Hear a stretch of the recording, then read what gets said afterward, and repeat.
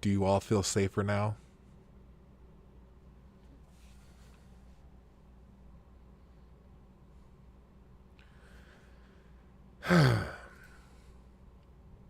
Play the intro.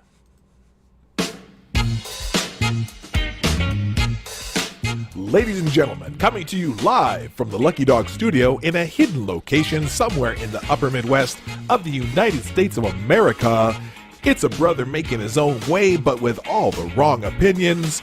Welcome to the Morning Night Live with your host, yours truly, Dawg Knight. All right, stop the music. Jesus. Cheese and rice. Good morning. Welcome to the Morning Night Live with your host, me, Marty, also known as Dawg Knight on the internet. Welcome back to the Dawg Knight Channel. It's Thursday, the 20th of August, 2020. And it's a little bit of a sad day in the Knight household, or whatever, the Dawg household. The Boomer family. Today is the 1-year anniversary of the passing of my father-in-law. And he was a great guy. Just a guy that, especially over the last 10 years, I got to be really close with him as his health was failing. And we did a lot for him and spent a lot of time with him. And he's greatly missed. So later, Lady Boomer and I are going to go do something that he liked to do. He just liked, when he still had both his legs before he had one removed, we used to go on bike rides around the path near his home. So we're going to go take our bikes, do a little bike ride, and that's that. So rest in peace to Thomas Dale Johnson.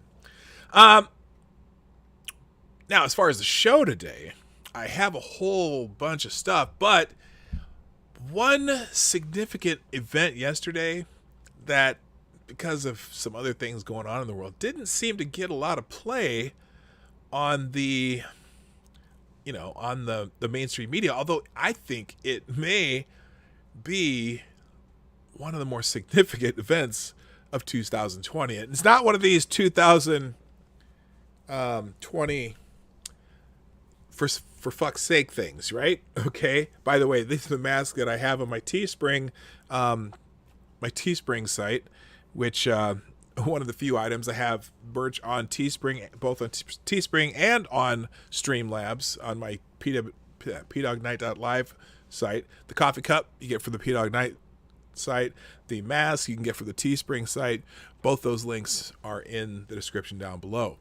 But big event yesterday, huge, and it should have sent off shockwaves in perhaps our homeland security community, in our government community, if you want to call it that, and with a few politicians who may have to answer some questions. But before we get in that's the tease.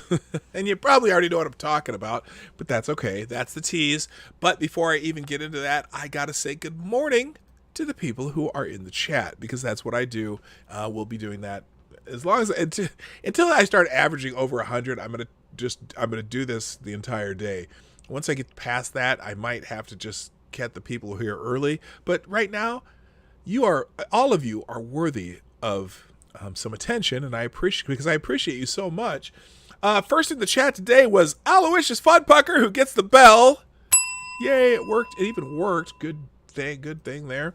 Also, good morning to Sarai Deos. I like to see it. Good morning, Zero the Hero, Renee Mayette, Mike Savage, Blarg, Richo, my friend from Down Under. Let's see. I'm going to scroll down. All You Need, what's up? Nice to see you back. Zemjoa, tell me if I'm saying that right, if you want to actually spell that out phonetically, if I'm saying it wrong, but I'm going to say Zemjoa.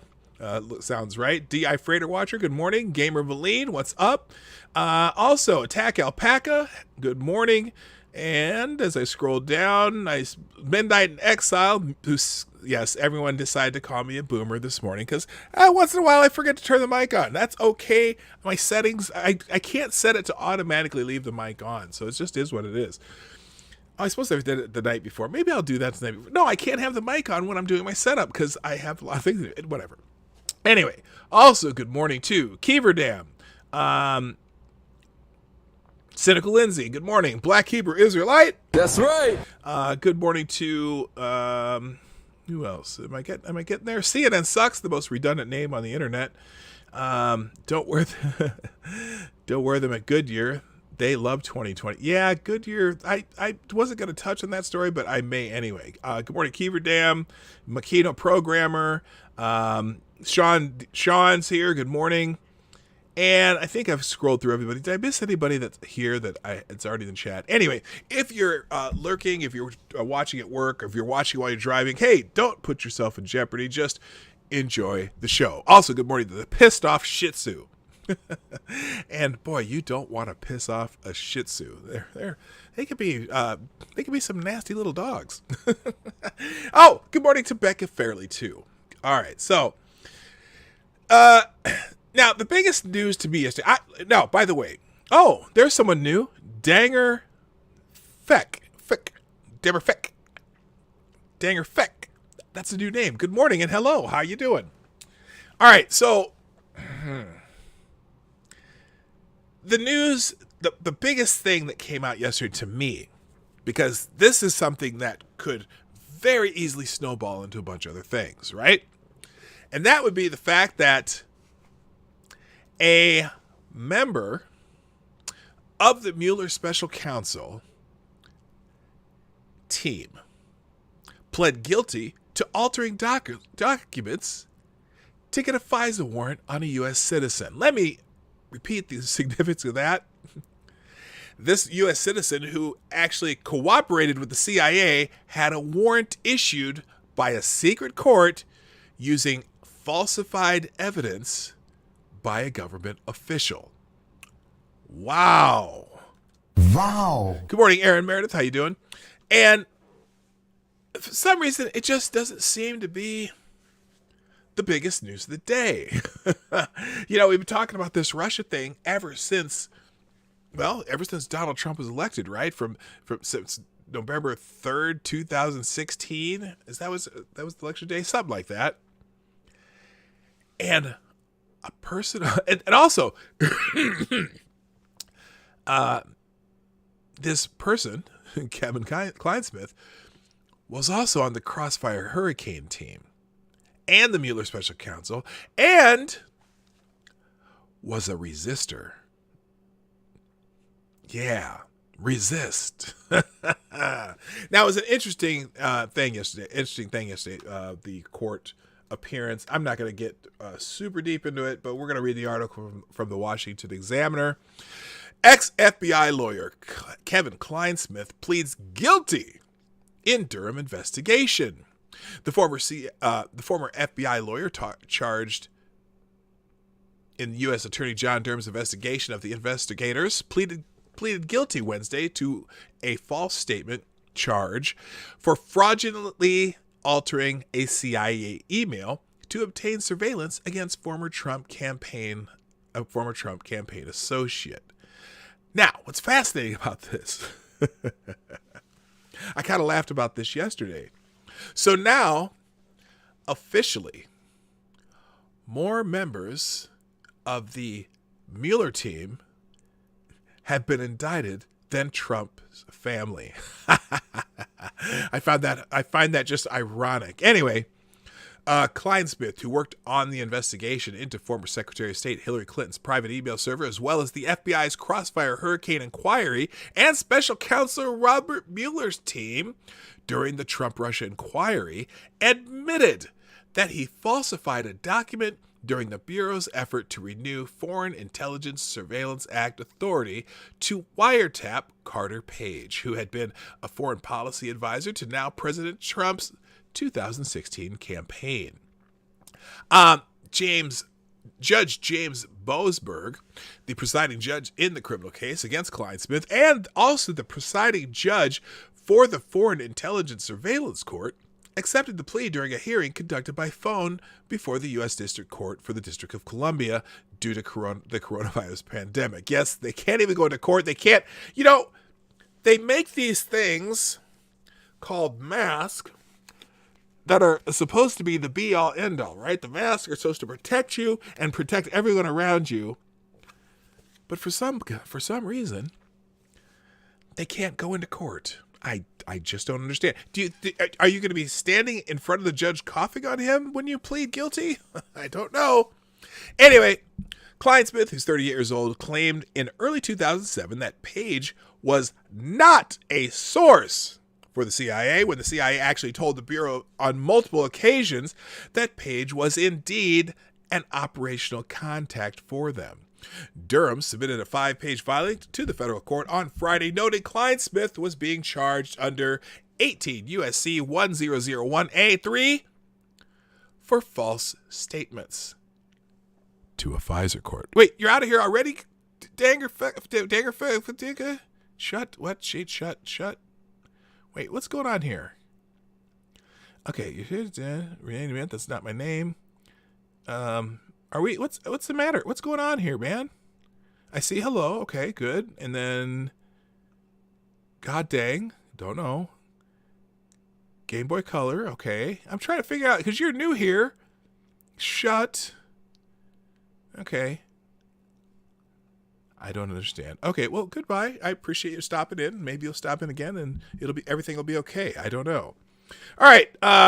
So anyway, Anthony Scarpelli, a U.S. assistant U.S. attorney for the District of Columbia and a Durham team member, appeared for the Justice Department. Kleinsmith's lawyer, Jason Schur, was representing him on the call. Judge asked Kleinsmith if he agreed everything outlined in Durham's criminal information court filed Friday against Kleinsmith was true, and he replied, "Yes, Your Honor." Now, it was a little bit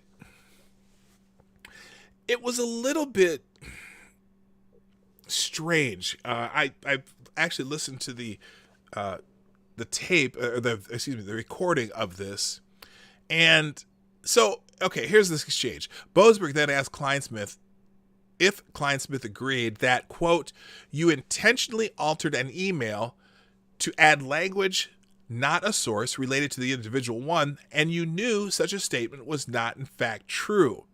Whereas Kleinsmith paused and started to confer with his lawyer, right? And then he says, "Well, at the time, I believed the information that I was providing in the email was accurate, but I am agreeing that the language I entered into the email was not originally there, that I inserted that in there," Kleinsmith eventually replied. Then the judge asked him how he pleaded to the false statements charge, and Kleinsmith said guilty. Boasberg accepted the plea. So as I'm watching this, I'm thinking, okay, first of all, the charge in this case was the fact that he knowingly falsified a document, right? But then he says, well, I believed it was true. Well, wait a minute. If you take something that someone sends you and then alter it to be the opposite of what it says, how could you tell a judge that, well, what did he say? He said, I believe the information that I was providing in the email was accurate. How does that work? How the hell does that work? Does that make sense to anybody? It doesn't make sense to me. Anyway, prior to that, the judge noted that there was a 10-page plea agreement, which has not been made public yet. A 10-page plea agreement. Oh my gosh. I think he might be. What did they used to like to say back in the day whenever they would, the Mueller team or somebody would indict somebody, and all the Democrats were so excited, and all the people who were, the TDS people and all those people were always going to say, he's going to flip and sing. He's going to flip and sing. He's going to flip. Oh. So there's a 10-page plea agreement, which has not been made public yet, and Kleinsmith said he was entering into it without any threats or coercion. The judge said the agreement states that the government will not prosecute him for anything else listed in the statement of offense and agrees not to seek to detain him between now and sentencing. So they're going to let him be free until he gets sentenced. And then the judge noted the maximum penalty for the false statement charge was 5 years of prison, but the sentencing guidelines called between 0 and 6 months behind bars, right? But, so they got this big plea agreement, right? Do you think Kleinsmith is flipping and singing? It just seems like he's going to be telling the truth on some people. And one person in particular, I think, who should be concerned that maybe no one thought of before would be Andrew Weissman, who's been just flapping his lips. This is figuratively, right? Figuratively, he's been flapping his lips on Twitter, talking all kinds of shit, and maybe he should just zip it, right? Maybe he should just zip it. Okay. Good morning, Select Boy. Oh, shoot. That thing could happen again. I hate that. It should be over here. Let's try it. Maybe not. Okay, well, it'll probably hear it in a minute. Yeah, boy! There we go. Anyway, so there's a lot more in this article. If you wanted more the rest of the details, you can read that for yourself. I'll put it in the chat. Boom. There we go. Now, what's interesting, though, is, so that's the Washington Examiner's version of this story. But there's another version. Now, Washington Examiner tends to be kind of pseudo on the conservative side, sometimes not, whatever. And so I thought, hey, let's check another source and see how they write this up. And so I got out the Useless Today story, and just to see if it had a different tone to it. Because the Washington Examiner story pretty much reads exactly like it happened as I listened to the recording of this hearing. Now, in the Useless Today, USA Today for those who haven't been watching, former FBI lawyer Kevin Kleinsmith pleaded guilty Wednesday to falsifying an email used to support the surveillance of President Donald Trump's former campaign aide, Carter Page. So they get Donald Trump's name in there a lot earlier, right? Now, what letters are supposed to be? So, Danger FK, is that what you're trying to tell me? Again, let's go phonetically. The letters are supposed to be separately. Okay. All right. And so they continue. The case against Kleinsmith is the first to be brought by federal prosecutor John Durham, appointed last year by Attorney General William Barr, to review the origins of the FBI investigation into Russia's interference into the 2016 election. So there we go. We got Donald Trump and William Barr and John Durham and the Russia investigation all in the very first two paragraphs. So that's good. It's factual, but interesting. So Kleinsmith, who worked for the FBI for 4 years, is accused of altering an email. Well, no, he's not accused. He pled guilty to it. So let's try that. Accused of altering an email in 2017 that investigators relied on to justify an application to wiretap Page, according to court records. The altered email indicated that Page was not a source for the Central Intelligence Agency. The original email from the CIA indicated otherwise. Okay, during a brief court appearance, blah, blah, blah. Let's see. So during a brief court appearance via telephone Wednesday, Kleinsmith admitted that he altered the email, but said he believed at the time that the information added was accurate. Now that's fascinating. They're putting all this stuff in the beginning of the article that really, if you listen to the actual recording, that was a surprise to the judge. And he had to clarify a couple times. Kleinsmith, who provided legal advice to investigators working on the Russia investigation, told an FBI agent in an instant message that Page was never a source for the government, according to court records. The CIA had earlier told investigators in a memo that Page was an operational contact for the agency from 2008 to 2013 and provided information about his contact with Russian intelligence officers. So, that's an interesting way. Last year, the report by the Justice Department. And they bring in the errors thing, okay? Last year, a report by the Justice Department Inspector General revealed several errors and misstatements. They're just errors in surveillance applications on Page. 17 material material errors. Remember that? There were 17. And now that they've reviewed a whole bunch of other FISA court applications, like so they were trying to randomly go out and see, okay, is this something that's happening on all FISA applications or just this one? Because someone made the claim, well, there's errors on all the FISA applications, right? Au contraire, mon frere. They went through 29 other applications, found 2 minor errors. One was like a spelling error, and none of the other ones had any errors at all. But this one had 17 materially false statements. So much for that. Anyway, but it's funny because the way they word this, it's almost like they're minimizing this. And they made sure that Kleinsmith's lawyers said last week that their client deeply regrets his actions and that he never intended to mislead investigators or that the court that approved the surveillance applications because he's a good boy. Have a good day, Danger FK. Appreciate you coming by. Hope you get to see us again.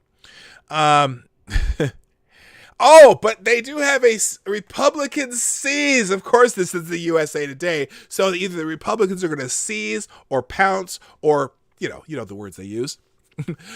They continue. Trump and his Republican allies in Congress seized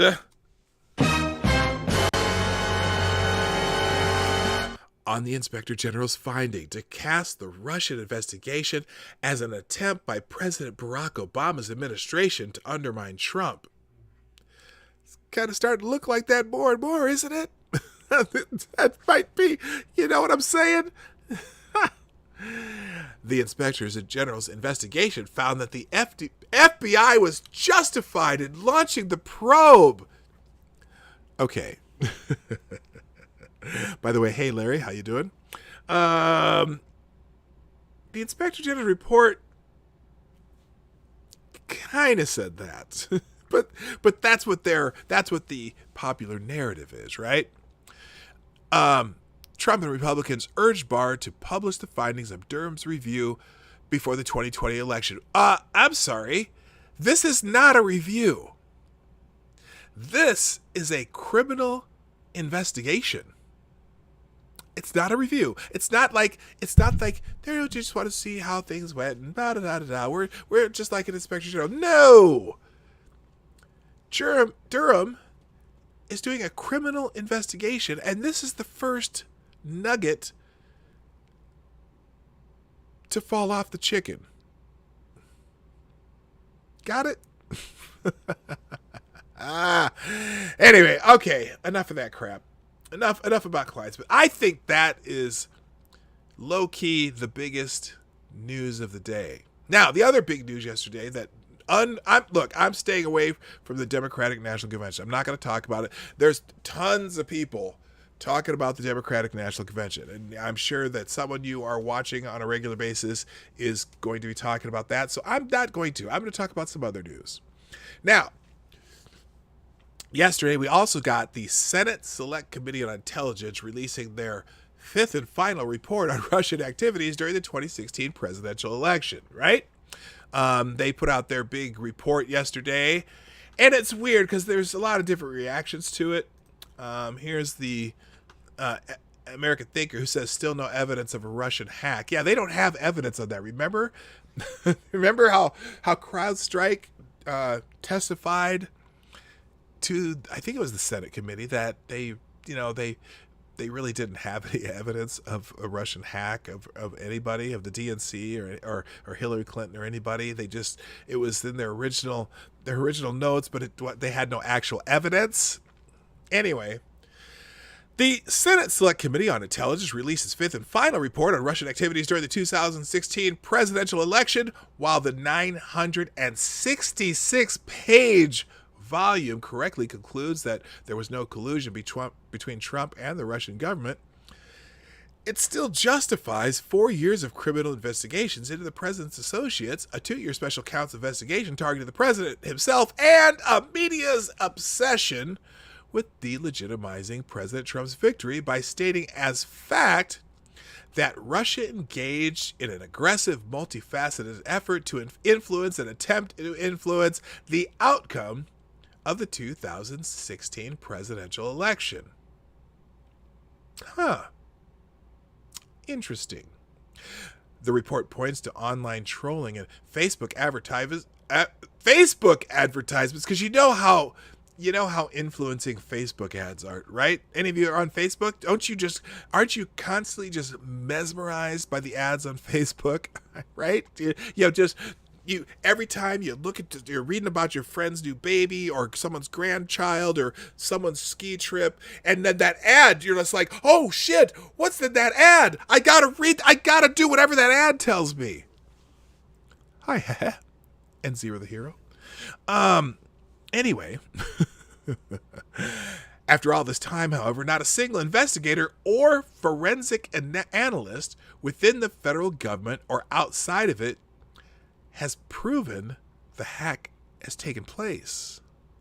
Guccifer 2.0, you may recall, is the hacktivist persona who took credit for breaking into the DNC computer server after WikiLeaks announced that it had juicy DNC emails back in 2016. The timing of Guccifer 2.0's coming out party was always a little too pretty.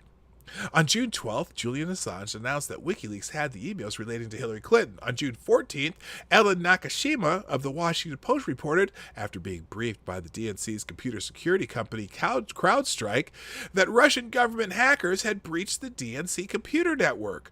On June 15th, just 3 days later, Guccifer 2.0 surfaced and claimed responsibility for the hack. Interestingly, Guccifer 2.0 explicitly denied being Russian, but then left so many breadcrumbs leading back to Russia that it became universally accepted, a universally accepted fact, that Guccifer 2.0 was a persona operated by the Russian military intelligence, or the GRU. On July 13, 2018, Special Counsel Robert Mueller indicted 12 GRU agents for allegedly perpetrating the cyber hacks. That was convenient, wasn't it? Wasn't that pretty convenient? I'm just saying. Now, if Guccifer 2.0 were the equivalent of one of our NSA counter-espionage special operators, he was so sloppy in his tradecraft that either he intentionally wanted to be caught or should never have been trusted with anything more substantial than selling laptops at Best Buy. Larry Johnson, a former analyst for the CIA and the State Department's Office of Counterterrorism, published an article last December in which he lists all the ways Guccifer 2.0 dropped clues linking his work to Russia, almost like he was doing that kind of like, well, I don't know if you'd say like Hansel and Gretel, but boy, he just was. It was like Blue's Clues, right? He just left a bunch of obvious clues. That's my second reference to Blue's Clues this week. Wonder why I got Blue's Clues on the mind. Anyway, Johnson finds the sheer number of forensic fingerprints connecting Guccifer 2.0 to Russia so inexplicable that the only thing that the Guccifer 2.0 character did not do is declare its Russian heritage was to take out a full-page ad in the New York Times or the Washington Post. Yeah, this is supposed to be some super hacker, right? Some super hacker, but just kind of left a complete digital trail to where he supposedly came from. Also, what was interesting about this was after CrowdStrike supposedly had examined all the DNC servers, right?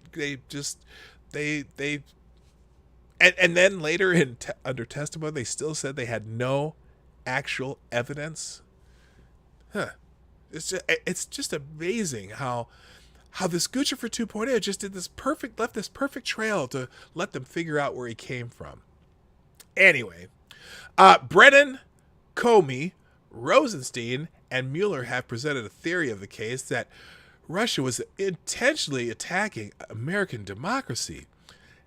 And many Democratic politicians and pundits have framed the 2016 WikiLeaks release of Clinton emails as nothing less than an act of war by Russia against the United States. I'm surprised. Well, was John McCain still alive? When did he die? Like, I'm surprised McCain didn't, write up some articles of war or whatever. Anyway, because that was kind of his style.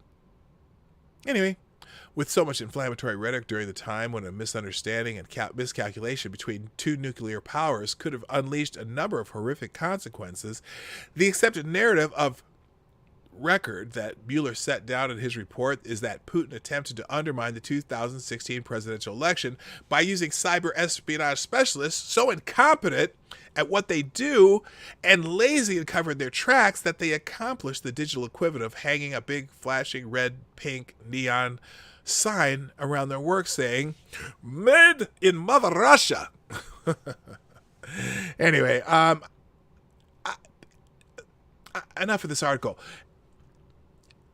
Can I say this? Am I allowed to? Well, of course, I can say anything I want on my channel, I suppose. Other than I think there's like 4 words you can't use on YouTube that like will automatically get you flagged. But the word of the day is bullshit. All right, we're gonna move on. Before I do that, though, today it's time for my shill, right? Ladies and gentlemen, the Morning Night Live is brought to you by you, the viewers of the Morning Night Live. First thing you do, and most important, is please share the stream out. I'm sure that a few of you already have done that. Let me see. Do I have any notifications here? Oh, wait a minute. I don't have any notifications? Oh, yes, I do. I have 6 and 1 message. Okay. Please share the stream out. You can do it by hitting the share arrow down there. Send it out wherever you want on social media. I've been getting traffic from your social media posts, too, so I do appreciate that. Or you can follow me on Twitter. Mine's Gab or Parley, where I do my own notifications. And I'm very active on Twitter, not so much in the other 3. But if you're banned off of Twitter, because some people are, get on one of those other platforms, and at least you can get the notifications there. Also, if you're watching on replay, leave a comment in the comment section so I know you're here. And finally, you can do Super Chats through the Streamlabs link in the description down below, or right here, that little, see this? pdognight.live. If you go there in the upper right-hand corner, my little Super Chat corner is right there. And also, you can get the official 2020 For Fuck's Sake cup, which I am going to take a sip of my coffee with, my cup of reparations coffee in the official mug. Everyone take a sip with me, and here we go. I've had that Jamaican Blue Mountain blend. Oh my God, it is so good. All right.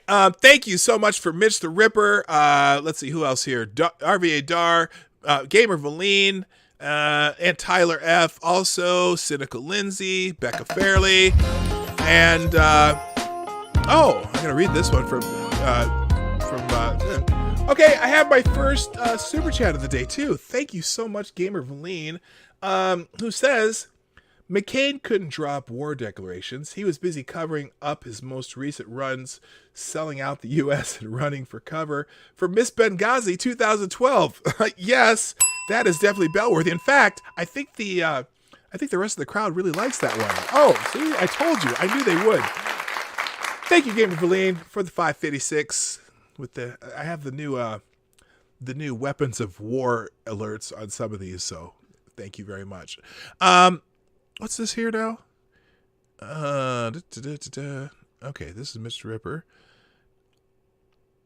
Oh, Mitch, I'm trying to. Okay, let's see how many copy of our book. Oh, that would be fantastic. I'll have a place where you can send it. We'll talk about that a little bit later, Mitch. Is it digital? If it's digital, you can just email it to me. But if not, you and I will connect and we'll figure that out. All right. And what else did you give me here, Gamer Valine? You sent me something else here. This woman is running for Congress without hiding how ugly her district. Oh, yes, Kim Klacek. We'll watch that. She's got an ad out. Kim Klacek is the woman who did the report on Baltimore. That was about a year ago or whatever. And when Donald Trump was talking how much of a shithole that Baltimore had become, which I shouldn't call Baltimore shit, but it is kind of in some places. And so she did this report back then, And then she decided to run for Congress. So she ran an ad, and we'll check out the ad at the end of the show. Don't let me forget, okay? Also, good morning, Mr. Scott. Good morning. Check your logic. I am so happy to see you here. And let's see, anyone else? Big Assassin 80. And I already said, heh. Okay. HB is on See Ya. Okay. All right. I think I got everyone so far. By the way, hit the like button too. That helps the algorithm and all that stuff. Hit that like button and all that thing. All right. Next. Oh, I did have one other on that intelligence report from the Senate, which, if depending on who you ask, it was either the smoking gun or it was like same shit we heard from Mueller. Well, Senator Chuck Schumer is certainly excited about the Senate Intelligence Committee report, and he says it makes it crystal clear the relationship between the Trump campaign and the Russians was tight as a drum. How many people do you have in drums, Senator Schumer? Anyway, Senate Minority Leader Chuck Schumer sent out a tweet on Wednesday that said, the bipartisan Senate Intelligence Report makes it crystal clear that the relationship between the Trump campaign and the Russians was tight as a drum. The tweet included a link to a story about the Intelligence Committee report that the New York Times published Tuesday, because, of course, the New York Times is a completely fair, innocent. They are going to put it straight down the middle. If they, when they have to write something about something regarding President Trump, they are just going to be completely fair and honest. And we can always count on the New York Times to be absolutely perfect. GOP led, here's their lead. GOP-led Senate panel details ties between the 2016 Trump campaign and the Russian government, which I think that ends there. Oh, and Russia.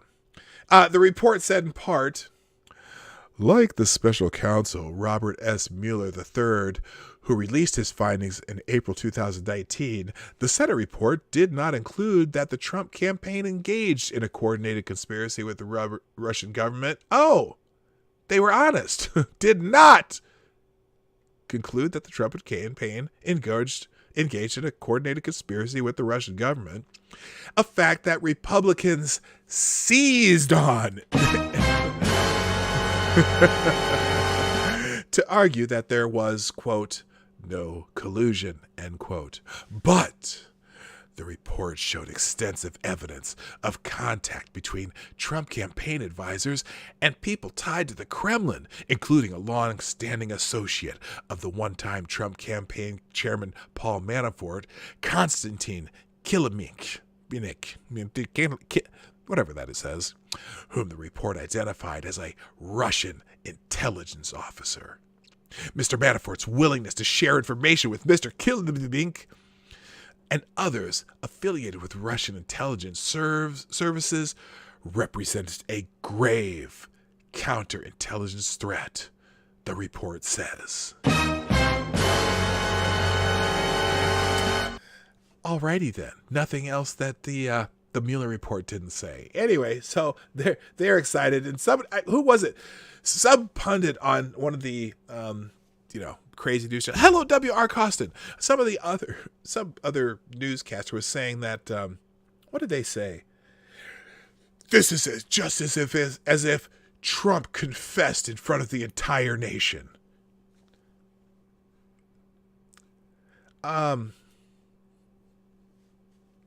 Confessed what? There was nothing really new in this Senate intelligence report. And a member of the Mueller team has pled guilty to altering documents to get a FISA warrant against a Trump associate, an American citizen. More of the Mueller team has been indicted than Trump family members. How about that? Anyway, I don't know why I'm gloating. You all know that I'm not even a Trump guy. But I just get tired of these fuckers lying. I'm just tired of it. And I'm not an anti-Trump guy either. He's the president of the United States, and I like a lot of the stuff he does, and he's doing things right. When he does something stupid, I'll say so. That's why I'm not a sycophant. But these other people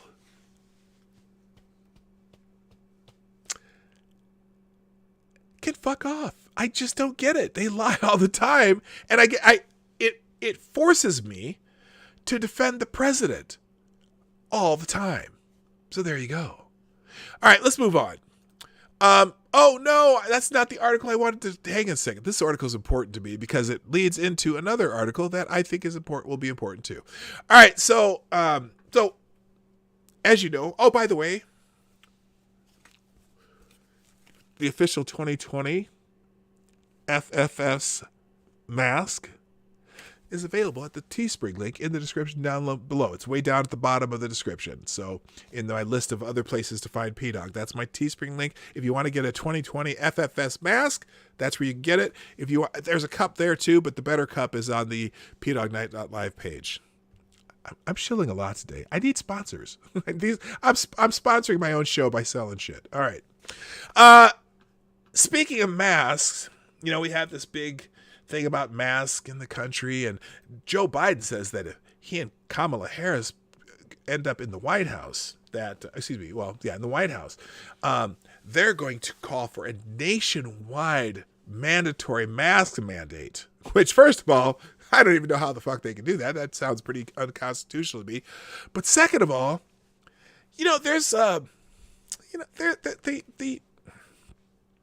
the thing about the mask, and I wear them because, I have to in places where I go, but the thing about the mask is they're kind of controversial, right? They're not, not everyone believes that they're all that essential in slowing the virus. Well, in Sweden, where they didn't really do lockdowns and they kind of just went about their way and figured out how to, their results are really no worse than anyone else in Europe. They're, they percentage wise of deaths and things like that. Well, apparently their top epidemiologist says wearing face masks could be very dangerous.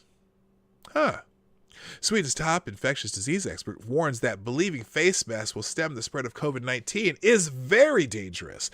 Anders Tegnell, chief epidemiologist at Sweden's Public Health Agency, basically the equivalent of U.S. Dr. Anthony Fauci, an immunologist and director of the National Institute of Allergy and Infectious Diseases, who serves on the White House Coronavirus Task Force, says there's no proof masks actually limit the spread of the virus. Interesting. It is very dangerous to believe face masks would change the game when it comes to COVID-19, Tangle said, according to the Financial Times. Face masks can be a complement to other things when other things are safely in place, he said. But to start with having face masks and think you can crowd your buses or your shopping malls, that's definitely a mistake.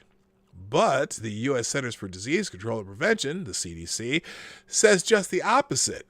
They say that COVID-19 spreads mainly from person to person through respiratory droplets produced when an infectious person coughs, sneezes, talks, or raises their voice, i.e. while shouting, chanting, or singing. These droplets can land in the mouths or noses of people who are nearby or possibly be inhaled into their lungs. Recent studies show that a significant portion of individuals with COVID-19 lack symptoms, as they are asymptomatic, and that those who eventually develop symptoms are pre-symptomatic, can transmit the virus to others before showing the symptoms, says the CDC. To reduce the spread of COVID-19, CDC recommends that people wear masks in public settings when around other people outside of their household, especially when other social distancing measures are difficult to maintain. Now, Tegnell has long expressed doubt about the usefulness of masks. With the numbers diminishing very quickly in Sweden, we see no point in wearing face masks in Sweden, not even on public transportation.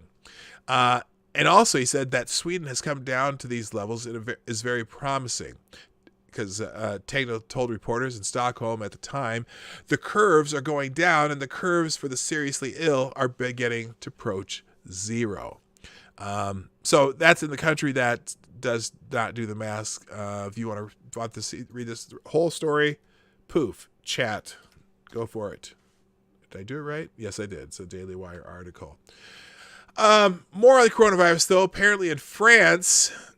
Now, France is deploying riot police to enforce face masks. You see, by the way, did any of you see the video of the woman down in Australia where she wasn't wearing a mask in the street and the police arrested her, and the guy was like trying to hold her and he's choking her and whatever. It's getting kind of weird out there. In France, they deployed riot police to enforce face masks. Coming to a city near you, right? The police can't stop an actual riot, but they can stop you for not wearing a mask. Anyway, France has deployed riot police in the country's second biggest city, Marseille, to enforce face mask rules aimed at quelling the spread of Wuhan coronavirus. Government spokesman Gabriel Attal announced on Monday that 130 police officers are being sent to Marseille, a coastal city in southeastern France. French TV channel Euronews reported. The decision comes days after the French government declared Paris and Marseille high-risk coronavirus zones. The move was a response to a recent uptick in coronavirus cases in the country, registering around 3,300 cases on Saturday, the highest tally since France began easing the lockdown restrictions in May. The designation as high-risk or red zones give authorities in Paris and Marseille powers to limit the circulation of people and vehicles, restrict the access to public transportation and air travel, limit access to public buildings, and close restaurants, bars, and other establishments, Reuters reported. Yay. You're going to have to start over. I had a phone call me Dawg Knight. Oh, I'll put this one in the chat too. Anyway, German broadcaster Deutsche Welle reported that the latest France measures, which pretty much says the same thing as that did. But they added plus France. But France still plans to reopen schools nationwide in 2 weeks. The country's infection count has rebounded in recent weeks, blamed in part on people traveling across the country for weddings, family gatherings, or annual summer vacations with friends. Yes, it's the people's fault for doing that. And New Zealand on Monday postponed the general election scheduled for September. Okay, so I know a lot of people are saying, oh, what if Trump delays the election? He can't do that. Well, he can't. That's right. He can't do that because it's constitutionally mandated and would require an act of Congress to change it. The president can't change the vote. And this is not a parliamentary system where the prime minister decides when you vote. So there you go. Anyway. Italy and Spain, most affected by the coronavirus outbreak in Europe, have also reintroduced coronavirus restrictions, ordering the closure of pubs and bars, and making mask wearing compulsory in indoor spaces. So everyone in Europe's losing their mind because they're watching what's happening in the United States, thinking that, somehow it's the United States' fault and whatever, we're doing it wrong, and now we didn't use masks, and now we are. It just seems to me like Sweden got it right and nobody else did. You think? I don't know. Anyway, I don't know if I would call it the culture war, but in the war of riots and protests, William Barr has been doing his job. William Barr says nearly 1,500 arrests have been made under Operation Legend. This isn't actually having to do with the protests. This has to do with the spike in crime post-protest. Well, the protests have not ended, but anyway. U.S. Attorney General William Barr announced Wednesday that 1,485 arrests have been made under Operation Legend, the Trump administration's anti-violence crime initiative. Operation Legend, and law enforcement program started around 6 weeks ago, is currently underway in 9 U.S. cities and has led to nearly 220 individuals being charged with federal crimes. That's more than 90 suspected killers who might still be on the streets without Operation Legend, Barr told reporters during a press conference in Kansas City, Missouri. Our work is just getting started. There's no more important mission for the Department of Justice than keeping our communities safe. Far too many states, the sentences are too lenient. In far too many states, the sentences are too lenient and do not incapacitate these violent criminals long enough and do not provide any deterrent, he added. Criminals know that federal systems mean business, and we're putting them out of business. At one point in his press conference, Barr emphasized Operation Legend focused on putting violent criminals behind bars, not those who commit petty crimes. I think what people refer to as mass incarceration really refers to the harsh, long sentences for mighty drug distribution or small amounts of drug distribution, which led to a very substantial increase in the prison population, stated Barr. I'm not talking about that now. I'm talking about getting shooters off the street. Now, according to ABC, Barr launched Operation Legend early last month, telling ABC News Chief Justice Correspondent Pierre Thomas in an exclusive interview that the initiative was named in honor of 4-year-old Legend Taliaferro, who was shot and killed in his sleep June 29th in Kansas City. Kansas City police announced the arrest of a suspect in Taliaferro's murder last week. Taliaferro's mother spoke briefly at the press conference where she thanked the investigators who helped track down her son's alleged killer. So that's some good news that I was not aware of, that they found, or at least they've made an arrest in that case. All these tragic cases, lots of kids being killed in these cities. 17-year-old girl was killed in... what city was it?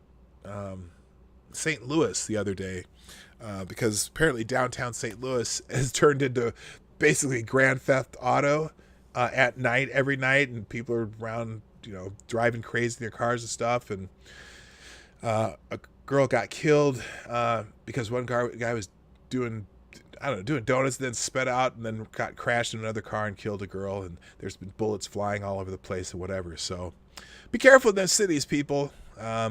I'm kind of glad that I'm in my suburb right now. All right, moving on.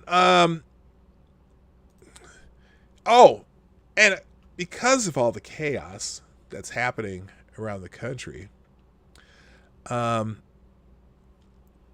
businesses are leaving places where the mayhem is happening. Shocker, right? Shocker. Business is leaving downtown Portland after vandalism and assaults on employees. Our downtown properties have sustained a significant amount of vandalism, and a number of employees and contractors have been assaulted in recent months. Yeah, Portland, the shit show. Every night, what are they on? Day 82 or 83 of riots there? I think they did have one night where they didn't declare a riot. I can't remember which one it was. Anyway, the violence in downtown Portland has escalated in recent days, with one reporter describing it as a war zone. Thanks to the unchecked mob showing up amid the global pandemic, several companies have decided to either move out of downtown or have employees work from home. From KGW 8, the Standard Insurance Center at 900 Southwest 5th Avenue is part of downtown Portland cityscape until this spring was home base for most of Standard's 2,100 Oregon employees. Nearly all of those employees are working from home now because of COVID-19. Recently, Standard confirms the company relocated to a small segment of remaining employees requiring office space downtown to Standard's Hillsborough campus. Bob Speltz, Standard Insurance Community Relations Senior Director, told KGW that the reason for that are COVID-19 and the current disruptions and unsafe conditions in the neighborhoods. You think? Our downtown properties have sustained significant vandalism, and a number of employees and contractors have been assaulted in recent months, Speltz said in an email. But even after the pandemic ends, Standard Insurance does not know how many employees will return to the building. It all depends if the conditions in the neighborhood improve. In a survey reported in July, the unnamed business lost $20 million. The protest, combined with the pandemic, was found to have caused several $1 million in either damage or lost revenue, a survey administered by the Portland Business Alliance found. One of the responding businesses reported losses of more than $20 million alone. The company wasn't named in the findings. However, the staggering number is said to still be growing. The financial consequences to the downtown corridor are running calculation that it is almost impossible to wrap your mind around. The financial impacts of physical damage is one thing, and that continues to increase. Okay, so we get the idea. And it says the whole situation is likely to get worse since the riots leaked into residential neighborhoods. Yeah, they're just going into neighborhoods now and terrorizing the people there now. Weeks ago, rioters went into a Kenton neighborhood after police pushed them back. Residents expressed frustration on social media, demanding protection for everyone and small businesses. So, oh my God, what is this? Here, let's see. Let's just watch this report here. It's hurting us so bad. Portland business owners. Let's watch this report. It's only 2 minutes long. And it'll play in a second.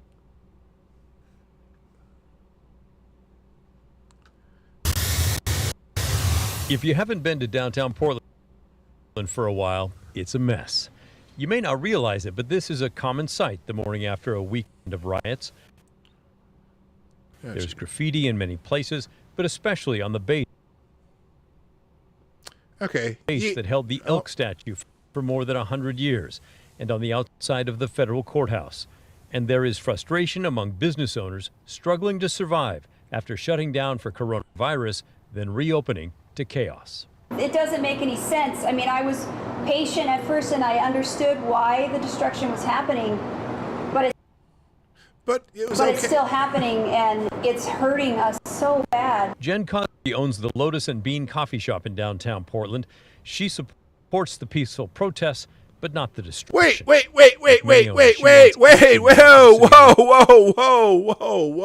whoa. Just 1 minute. Did he just say she supports the peaceful protests? Did he really just say that?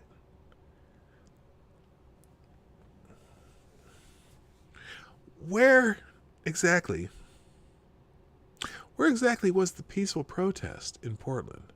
Now, maybe okay, never mind. Maybe during the day, if you watch those on Eyes On, they have all the streams from the different people out there. Yeah, they're peaceful. Yeah, kind of until about 9:30, 10 o'clock every night, when then they decide to start burning shit. Okay, whatever. Leaders. I'd like people to come back to downtown, and so I would like because that's where your business is. To people that downtown is not an unsafe place to be, and I think a lot of people that don't live downtown have this idea that it's just like a battleground down here.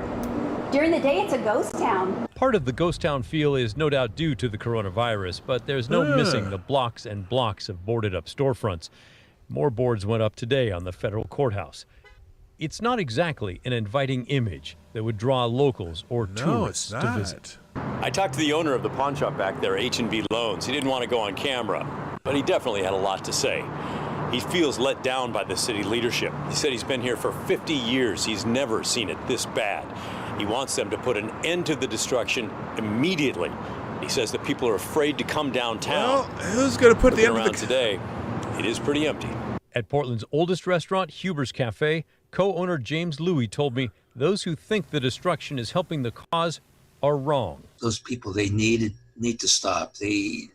If they think they're helping, they're actually hurting. He was the most forceful of the business owners I spoke with today, but echoed a common feeling. I guess his shit's going to get broken up a little more. I mean, mainstream Americans, the silent majority, we're actually kind of tired of. Oh no. Did he just say silent majority? Oh, pray for this man, because that's a dog whistle for Trump supporters. Good morning, Kate Campbell. Good morning, Adeline. What's happening? Good morning, Maddie. How you doing?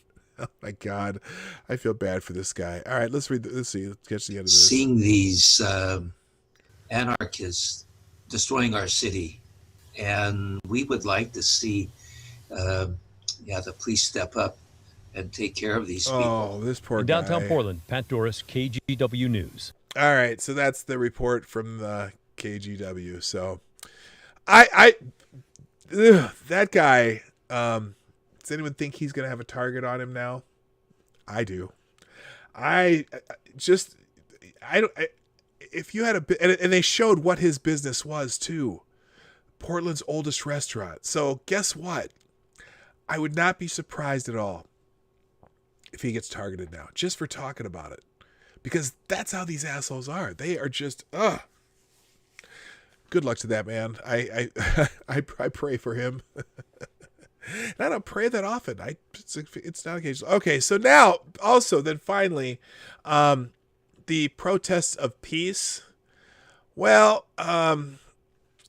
this is not good news. Death toll rises to an estimated 30 victims since mostly peaceful protests began. George Floyd, Breonna Taylor, and that one dude, Ahmaud Arbery, and 30 people. Okay, an estimated 30 people have died after supposedly peaceful protests erupted across the nation after George Floyd's death, May 25th. What started as civil protests and marches to address police brutality, condemn racism, and support Black Lives Matter quickly turned into violence unmatched since the civil rights movement. Despite claims by politicians and corporate media that these protests were mostly peaceful and safe amidst a pandemic because racism is also a public health crisis. U.S. cities were quickly plagued with looting, violence, arson, vandalism, and damage to public property. It was this mayhem that proved fatal for some. Protesters and bystanders ranging from the age of 14 to 77 lost their lives in the chaos that media outlets labeled as peaceful demonstration intensified. Intensified means it turned into a riot. Victims of the violence included a police captain, a former football player, a federal officer, a photographer, business owners, teens, and others. A majority of their deaths were caused by shootings, but a select few were caused by being hit or dragged by cars. One news report documented that a body was found burned to death in the remains of a Minneapolis pawn shop set on fire by rioters. Chris Beatty, 38, played football for Indiana University and was shot and killed in the street during an Indianapolis protest on May 30th.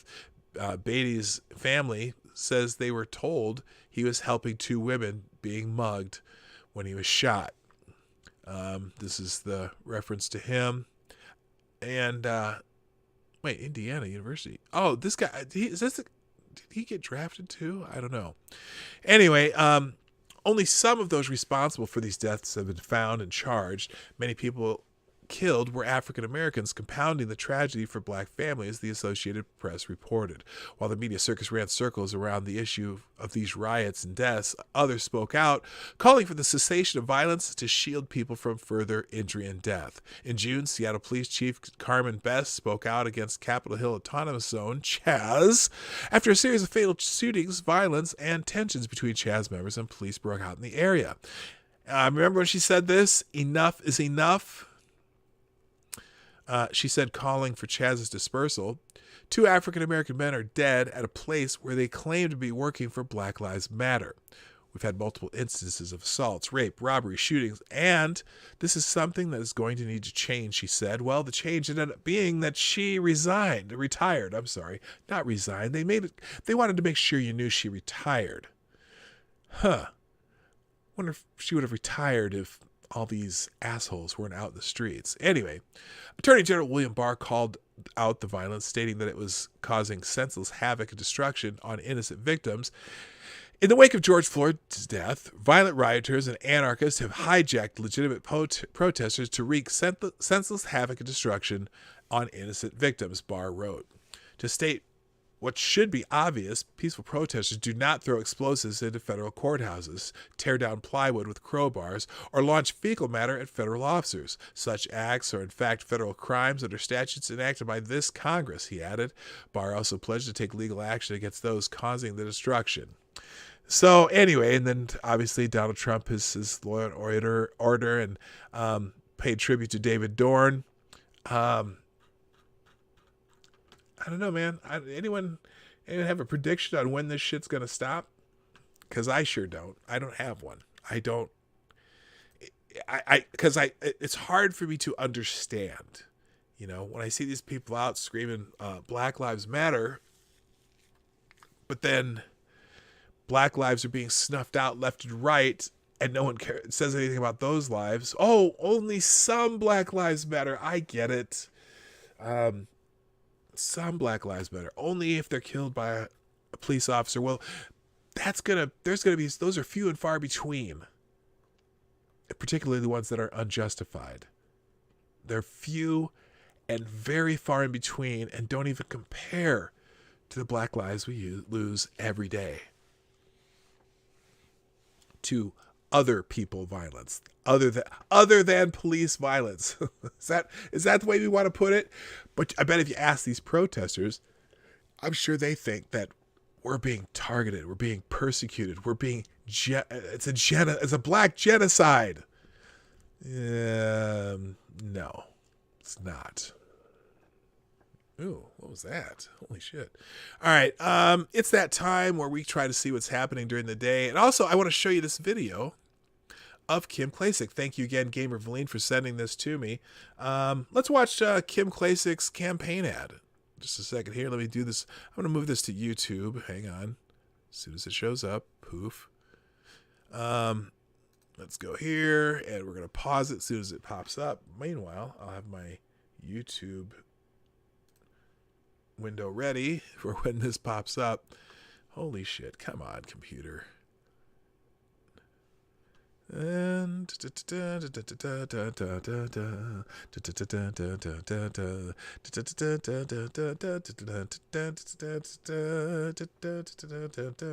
why is this off center? Anyway, here we go. Do you care Oh, for God's sake. about Black lives? The people that run Baltimore don't. I can prove it. Okay, hang on. I'm going to pause this for a second. What the hell happened there, first of all? Jesus Christ.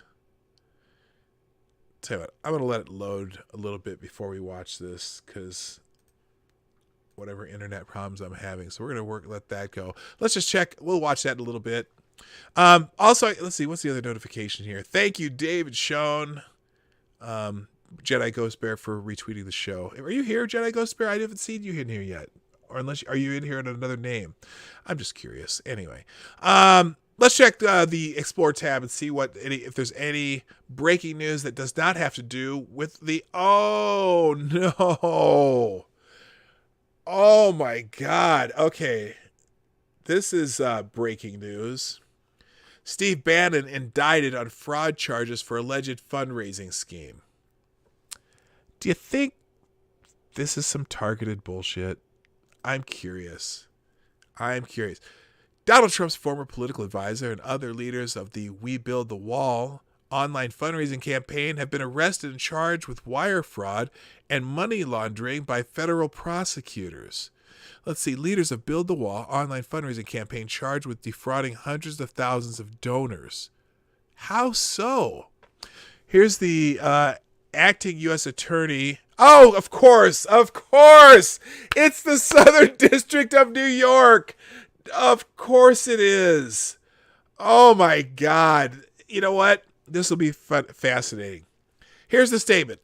As alleged, the defendant defrauded hundreds of thousands of donors, capitalizing on their interest in funding a border wall to raise millions of dollars under the false pretense that all the money would be spent on construction, while repeatedly assuring donors that Brian Kolfage, the founder and public face of We Build the Wall, would not be paid a cent. The defendant secretly schemed to pass hundreds of thousands of dollars to Kolfage, which he used to fund his lavish lifestyle. We thank the USPIS for their leadership or partnership in investigating this case, and we remain dedicated to rooting out and prosecuting fraud whenever we find it. Now this, and look at her face.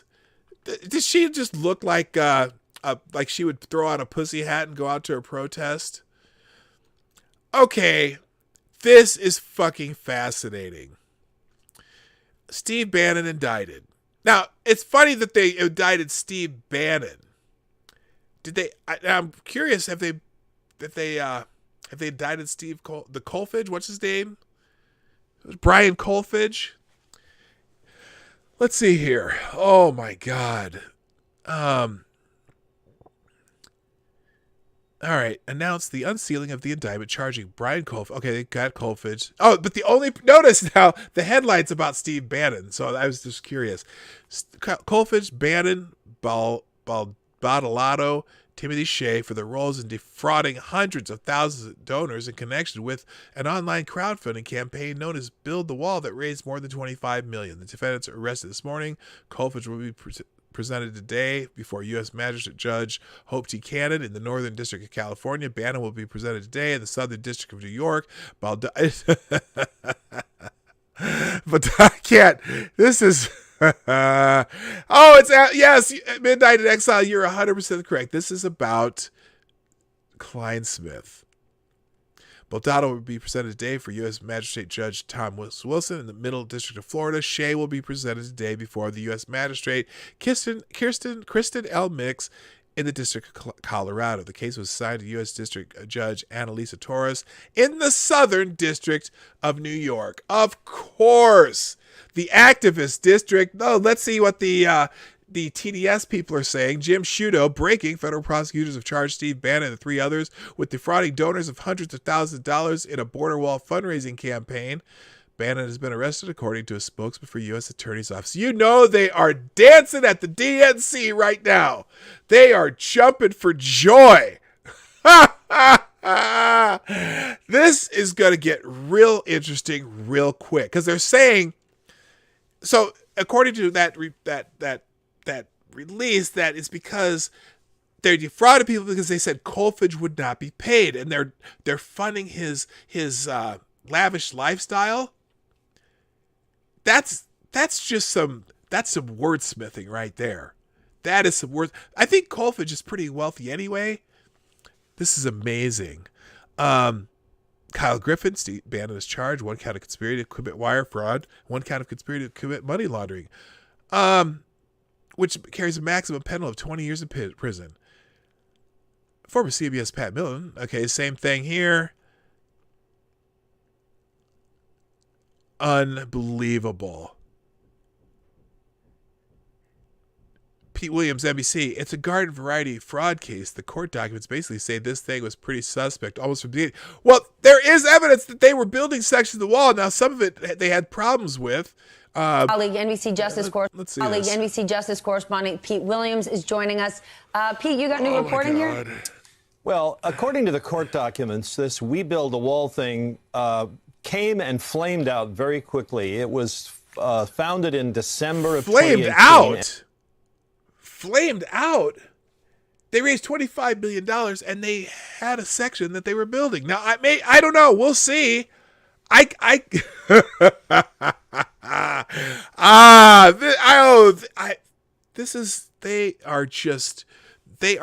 Southern District of New York is just laser focused on anything Trump related. It's amazing.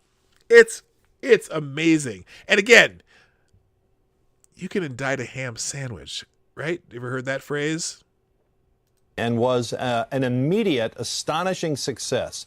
A crowdfunding effort to raise money to help build the wall on the southern border. And within the first week, according to the government, it had raised $17 million. Right. But it didn't stay in business very long because shortly after that, crowdsource website shut it down over concerns about how the money was going to be used. And according to the court documents, the founder of it, this man, Brian Colfage, said that he would not take any of the money, that it was an entirely volunteer effort, but it said he did take a lot of money. And as for Steve Bannon, it says he formed a nonprofit organization that he controlled. It received about $1 million from this crowdfunding effort, some of which the Justice Department says he used to cover, and I'm quoting here now, hundreds of thousands of dollars in Bannon's personal expenses. So it's a garden variety fraud case. We have not heard from Steve Bannon. We have not heard from his lawyers.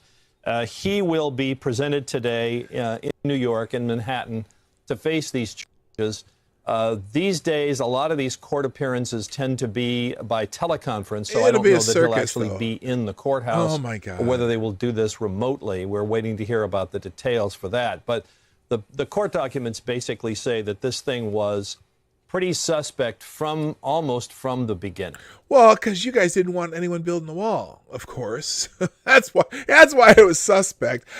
You know what? I'm going to reserve judgment and just see how this goes. But Renee Mant, they've been going after Colfage for a couple of years. Bannon, they've been going for decades. They also put out a false claim about Colfage for sexual harassment. They won't stop. No, they are laser focused on and anything to make Trump look bad. This is the oh my God. And of course it's the Southern District of New York. So, hey, I think few people will be talking about this today. Let's check out the news tab. Let's see. And NAACP files a federal civil suit against the U.S. Postmaster General. Oh my God. Oh my God. The hits keep coming. What is this about? The NAACP filed a lawsuit against Postmaster General Louis DeJoy on Thursday, claiming he is attempting to disenfranchise voters of color amid the COVID-19 pandemic. Oh my God. I'm so glad that I don't have brain problems like aneurysm problems and shit like that. I don't.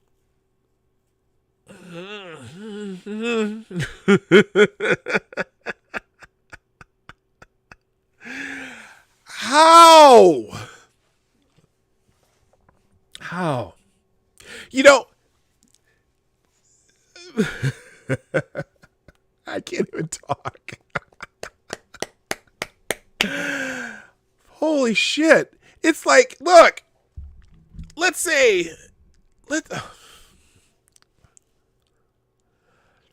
so he's attempting to disenfranchise, disenfranchise voters of color. How? Please explain how. Now, let's look down here. Legal defense done. NAACP, public citizen, filed a lawsuit on behalf of the NAACP against the U.S. Postal Service, arguing that the implementation of recent changes violates federal law and causes widespread disruptions that disenfranchise voters for the 2020 election. First of all, there is no law that voters vote by mail. Now, maybe in some places they've implemented that, but how the actual fuck does this Jesus Christ, disenfranchise voters? Here's another statement. This is a willful and blatant attempt to obstruct the mail system amid a pandemic on the precipice of a pivotal election is a direct threat to the peoples of this nation's right to vote in a free and fair election. No, it's not. Hey, I got an idea. How about you tell people who listen to the NAACP to not wait till the last minute to mail their ballots? How about you do that? Wouldn't that be a solution? And also let them know that you don't have to put it in one of those blue mailboxes. The blue mailbox, you can just put it in your mailbox already. It's going to be prepaid postage. You don't have to. Oh my God. Okay. I think people are going to be talking about that today too. Let's see what other fuckery we can come up with. That's actual news. Unemployment claims tick back up to over 1 million. Okay. So there's joy in the DNC live stream tonight because they're going to be talking about that. Renovated $50,000 shed. Tried to sell for $2.25 million. Then COVID hit. Interesting. This is from the Toronto Star. Oh my gosh. They renovated a $50,000 shed, which I don't know how that's worth $50,000, but they said, and then they tried to sell it for $2.25 million. And then COVID hit. So they did this. Here's the pictures. Come on, picture. Is that not working? Is it? Maybe not. Anyway, they went from this to this and tried to sell it for $2.25 million. This Toronto couple listed their 5-story tower home for $2.2 million so they could move to the country. Then COVID-19 hit. So here's the Oh, this takes me to the article. I just want the pictures. I don't care about the article. Anyway, this is in the Toronto Star. Here's what I'll do. I'm going to click the ad. You can put that in chat. You can look at that yourself. And there you go. The property. I know the land is worth $50,000. I know. I used to be in real estate. Yeah, thank you, Renee Mayette. It's definitely a FFS 2020 day. I should be doing this all over Twitter today. Holy shit. Let's see. Any other breaking news? Federal lawsuit against Postmaster General by the NAACP, renovated house, unemployment, Russian opposition to leader Alexei Navalny. Oh, the opposition leader. Oh, the Russians poisons another person. Shocker. Oh, I can't put that article in the link is too big. All right. Well, you can find it on Twitter if you really care. God damn it. Close. That. And there we go. Russian opposition leader Alexei Navalny is in the hospital with a suspected poisoning. Well, that never happens in Russia, does it? Anti-corruption activist Navalny was unconscious and in intensive care after falling ill during a flight. The plane was forced to make an emergency landing. His wife arrived at the hospital in Omsk. UK Foreign Minister Dominic Raab says he is deeply concerned by the reports. Navalny has been detained on numerous occasions. So, okay, great. He's a staunch critic of Vladimir Putin. Well, there you go. I hope you weren't any photographs with him because you may not see those photographs. Postmaster General yesterday tells Nancy Pelosi he has no intention of placing machines with blue boxes. We talked about that yesterday. Holy shit. Anyway, that's it. Let's see. Anything else? Oh, Gabby Giffords spoke last night at the DNC. And again, there's plenty of people out there doing DNC shit. Now let's see if we can watch this ad for Kim Klacik. Maybe it'll work out better now. Let's watch this ad. Here we go, and then we'll call it a day. Do you care about Black lives? The people that run Baltimore don't. I can prove it. Walk with me. They don't want you to see this.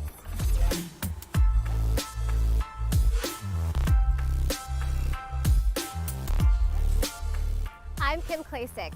This is Baltimore, the real Baltimore. This is the reality for Black people every single day. Crumbling infrastructure, abandoned homes, poverty, and crime. Baltimore has been run by the Democrat Party for 53 years. What is the result of their decades of leadership? Baltimore is one of the top 5 most dangerous cities in America. This might be a little fuzzy to you, I'm not sure. The murder rate in Baltimore is 10 times the U.S. average. The Baltimore poverty rate is over 20%. Homicide, drug, and alcohol deaths are skyrocketing in our city. Do you believe Black Lives Matter? I do. The vast majority of crime in Baltimore is perpetrated against Black people, who make up 60% of the population. Yeah, she's walking really fast. Why don't we care about our communities? The Democrat Party have betrayed the Black people of Baltimore. If the politicians walk the streets like I do, they would see exactly how now hold it now. Corruption affects them. She made a mistake there. I'm just going to tell you. Because did you hear what she just said? If the politicians of Baltimore walk the streets like I do, that's probably not a phrase that you want to be able to clip out of your ad. Yes, Zombie Teddy, she is a fine individual. If they don't want to see it, they don't want you to see this. Go to any Baltimore neighborhood and ask this question. Do you want to defund the police? No. No. Absolutely not. I had 3 sons killed in Baltimore City. And I think if we defund the police office, it's going to be worse than that. So no, I'm opposed to that. What are you going to defund the police for? Why? How do you defend your city, your community? Families are losing people. It's not just Baltimore. The worst place for a Black person to live in America is a Democrat-controlled city. It's 2020. Name a blue city where Black people's lives have gotten better. Try. I'll wait. Look at this. Well, now, children are supposed to live. actually, now she made a mistake there too, because actually it had been getting better for a lot of people, but not lately. Not lately at all. Anyway. Here and play here. Democrats think black people are stupid. They think they can control us forever. That we won't demand better and that we'll keep voting for them forever, despite what they've done to our families and our communities. Are they right? I'm Kim Klacik, and I'm running for Congress because I actually care about black lives. All black lives matter. Our communities matter. Baltimore matters. And black people don't have to vote Democrat.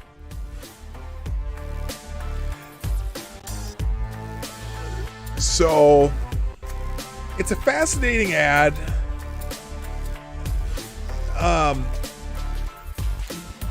And it'd be interesting how the people of Baltimore respond. Unfortunately, she's running in, who's the guy? Not John Lewis. John Lewis is in, who's the guy? He just died. Not John Lewis, the other guy that was in Baltimore.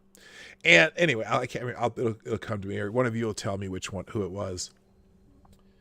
But it's so dominated by Democrats. She won't get the votes. Yeah, that's what I said, Becca Fairley. The other thing about it too, she hasn't really. Now in this ad, she hasn't really talked about what she would do to fix any of those issues. Again, those are, for the most part, those are local issues, and the only way you can do that is Elijah Cummings. Thank you, Hate Cam. I couldn't remember. Yeah, she's in Elijah Cummings' district, which, of course, now come to think of it, though, Elijah Cummings was the congressperson from that district for 30 years, 32 years, I think. So it'll be interesting, but it's just the challenge is she's running as a Republican, and this is a dominated Democrat dominated district. So, but you know what? Here's the thing. We haven't been running Republicans in districts like that. We've just been conceding those districts immediately, right? So the one thing I do like that she's doing is that she is actually stepping up and running in that district, and she's getting some support from the Republican Party, which doesn't always happen. I mean, a lot of these districts where the Republicans give up, they just say, "Fuck it, we're not going to win in this district," and so she's getting a lot of support from grassroots Republicans. She's more of a, she's kind of a populist candidate because the party doesn't necessarily want to spend their money in districts like this. But more power to her for doing this. You got to say, good luck, or at least raise some awareness and start showing what Republicans do. This is also the district, if you remember, it was the first place that Scott Pressler brought in people, and they were cleaning up the streets because, a lot of people were just throwing their garbage and junk in the streets. And so Scott Pressler brought his gang in there. He had his first city cleanup there, and then it expanded to where he's been doing this all over the country.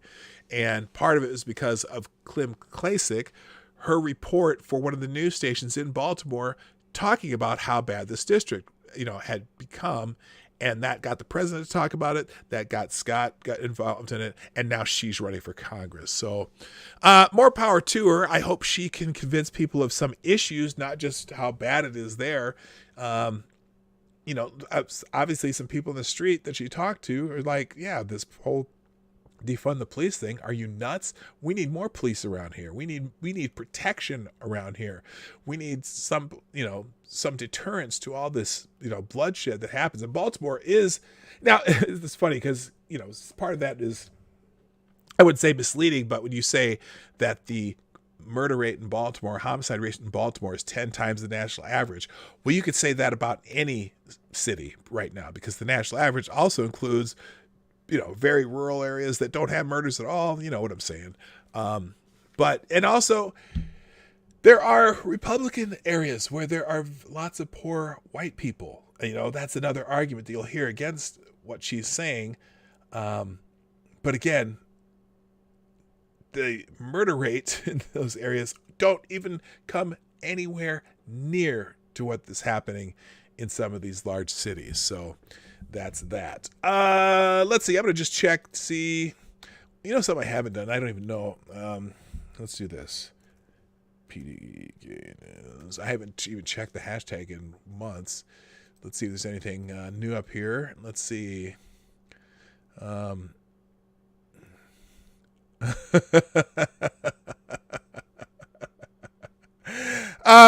Grilled Pirate Pete sent me some memes that I hadn't seen yet. Oh my gosh. I don't know that I can I mean, I could show these. I'll tell you what. I'm going to ask you, rather than me share these on the screen, which could get me in some trouble, I would just prefer that you go to the hashtag PDK News on Twitter and go to the latest section, and Pirate Pete put a number of very funny memes on here, and I think that's how it's gonna be. Anyway, ladies and gentlemen, it is that time of the day where I gotta go. We do have the Pet Patrol here. I will show these because some of the animals that chill to my show. I think Becca sent me these. There's the pup and there's the kitty, just chilling to my nice and soothing voice. Thank you, Becca Fairley. Dawg Knight, I heard this is where we are to submit pet pics, like the Hellcat stream, by the way. Oh yeah, I was on Johnny Hellcat's game stream the other night. That was a lot of fun with Hate Camel and Sora Luna, and I can't even. Hate Camel could tell you who the rest of the people were. I can't remember. Oh no, were you there, Hate Camel? You weren't there. Never mind. Or were you? You know what? There was like 7 or 8 people. We were playing Quiplash and some other games, and we had a lot of fun. Anyway, I gotta go, ladies and gentlemen. Thank you for being here today on the Morning Night Live. You know, I'm here Monday through Friday, 10 o'clock Eastern, 9 o'clock Central, 1500 GMT for my friends around the world. Hello, Kingslayer Damocles. I didn't see you come in, but I'll say hi now. And if you'd be so kind, on your way out, make sure you hit the like button. 48 people, 28 likes, so fix that, please. And look who shows up, Johnny Hellcat. How about that? Also, please share the stream on Facebook or any other social media using the share arrow down there, or you can share it through one of those venues up there, which I am on as Dawg Knight, which is pretty much on all social media. If you got to find me, just search Dawg Knight, and I'm probably there somehow. Also, on your way out, hit the like button. I said that. If you're watching on the replay, throw a comment in the comment section so that I know you're here. And if you want to donate to the show, you can do that through the Streamlabs link in the description down below. Also, we do donations or take donations through Venmo and Cash App. That's it. That's all. Thanks for being here again. I gotta go. My name is Dawg Knight, and I'm out of here. Bye-bye. Have a great day. Hey, this is Dawg Knight, and thank you for watching today on the Dawg Knight Channel. If you have an observation or remark you'd like to make about this video or my channel, I absolutely welcome you to write it in the comment section down below. I really look forward to hearing from you. And before you go, if you like what you saw but you're not already subscribed, please make sure you hit the subscribe button and definitely click that bell that pops up afterward so you'll be notified when I post new videos or when we go live. I broadcast my live show, The Morning Night Live, Monday through Friday at 10 a.m. Eastern, 9 o'clock Central. A special thank you to all supporters of this channel who share our videos on social media and who make donations through the Streamlabs link, which is also in the description down below. Thanks again, and until next time, I'm Dawg Knight, and I'm out of here.